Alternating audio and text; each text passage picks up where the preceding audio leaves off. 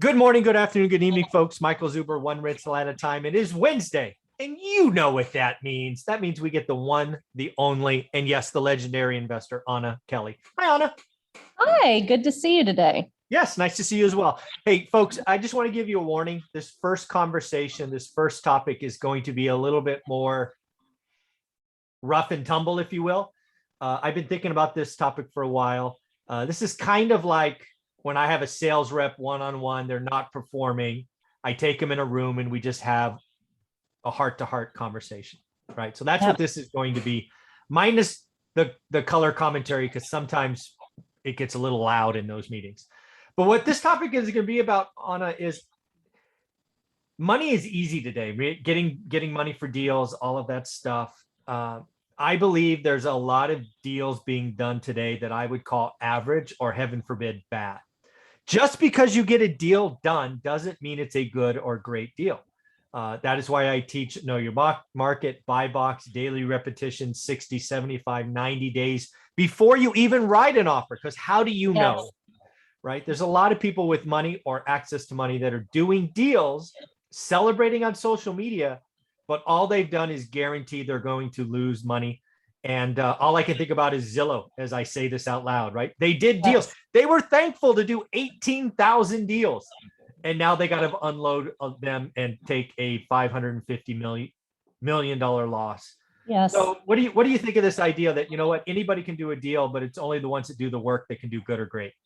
Yeah, I agree with you completely, Michael, 100%. You know, there are so many deals getting done right now that are not good. And, you know, whether you're in single family, whether you're in small multifamily, whether you're in large multifamily. And, you know, I and you get pitched a lot of deals to invest in passively and to partner in. And I'm not exaggerating when I say probably 90% of them are not good deals when you look at the risk adjusted returns. And that's what we really have to focus on is what's the risk adjusted return, not what is your aggressive underwriting return say. But for the risk that you're taking on, the bridge debt, for example, are the returns good when you have to take more risk in order to get the deal done? And I would say the majority of deals right now are elevated risk and not so great returns. Yeah. And again, folks, real estate investing is hard. And it's simple, right? Do the work, understand this, all these things, but it's hard in a market like this. There's a lot of money. The Fed has pumped trillions of dollars in the system. There's money chasing deals. And just because you get one doesn't make it a good deal. I don't know, I've been pitched a dozen deals in the last 10 days.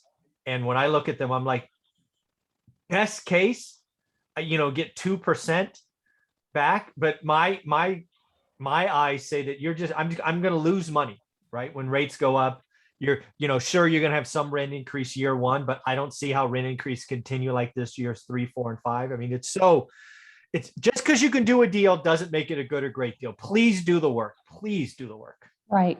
And make sure that you know what a good deal is to you. That's the other part that's really, really important, right? So we're not trying to say, hey, don't do deals right now. No. I believe in, just like with the stock market, dollar cost averaging.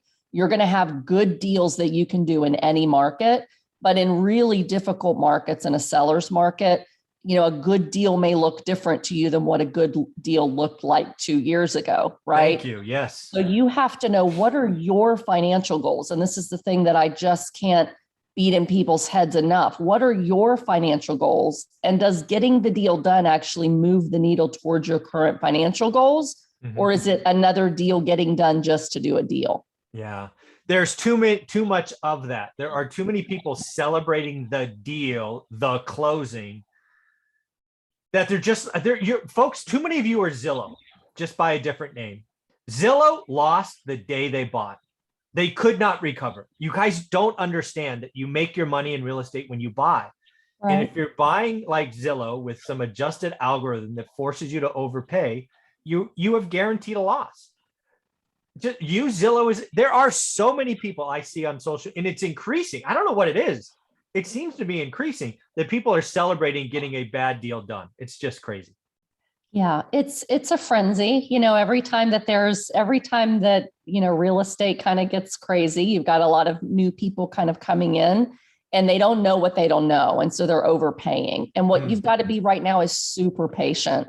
You've got to be super patient. You're not going to do as many deals as you would have 2 years ago. You're just not. It takes a lot more patience to find deals that pencil, and where there's true upside. And where you've got really good financing that makes a deal maybe a better deal than, if you got it for a better price. But you've got to be super patient. Yes, right now more than ever. Yeah. Yeah. I just want people to hear this. And this needs to feel like I'm shaking you or something. Anybody can do a deal. There are lots of people today with money that have decided that maybe the stock market is to this or to that. And if you take home equity, if you take your home equity and buy a deal, you are stacking up a house of cards, because it's not about the deal. It's about doing the work and making sure it's good or great for you. Like you said, right? If you're in San Diego, I've had students tell me it's 2%.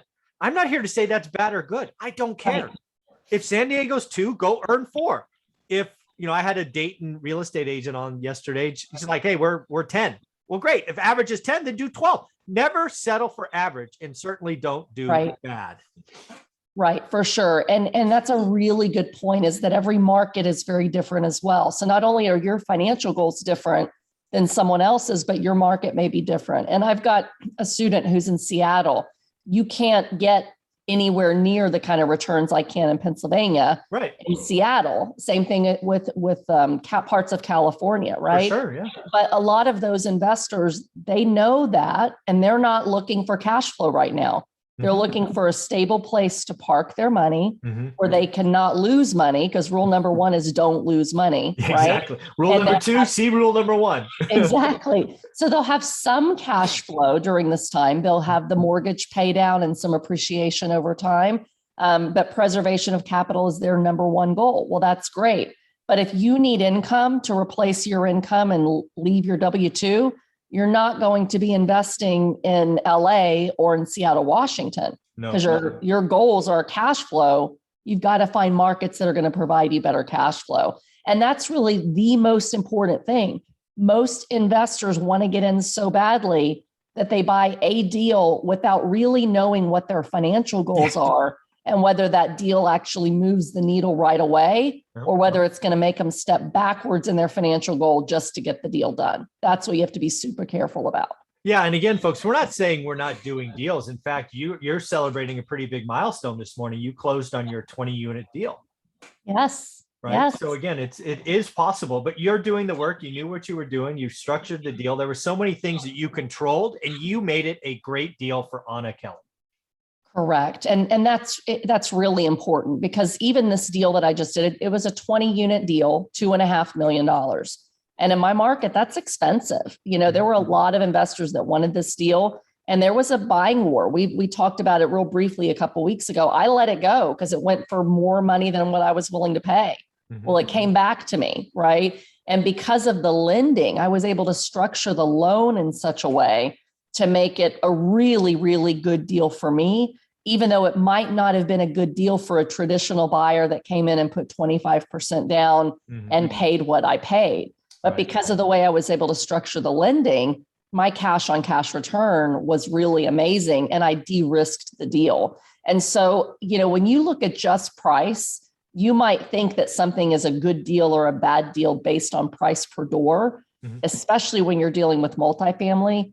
You can't judge just based on purchase price. You've got to look at what's the return for me? What's my cash on cash return? What's my total return? What's the upside? And what's my debt structure? And if you can get really savvy and really smart about using leverage and getting the types of loans that are going to make your returns better, even if you're paying top dollar, which you have to today, you could end up structuring a really good deal for yourself.